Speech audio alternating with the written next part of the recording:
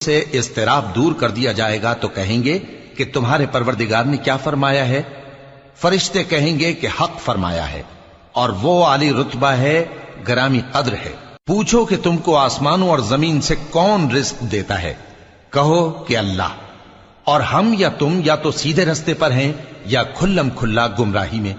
کہہ دو کہ نہ ہمارے گناہوں کی تم سے پرسش ہوگی اور نہ تمہارے اعمال کی ہم سے پرسش ہوگی۔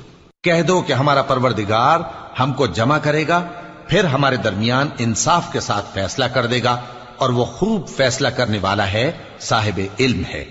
کہو کہ مجھے وہ لوگ تو دکھاؤ جن کو تم نے اللہ کا شریک بنا کر اس کے ساتھ ملا رکھا ہے۔ کوئی نہیں، بلکہ وہی اللہ غالب ہے، حکمت والا ہے۔ اور اے محمد صلی اللہ علیہ وآلہ وسلم، ہم نے تم کو تمام لوگوں کے لیے خوشخبری سنانے والا اور ڈرانے والا بنا کر بھیجا ہے، لیکن اکثر لوگ نہیں جانتے۔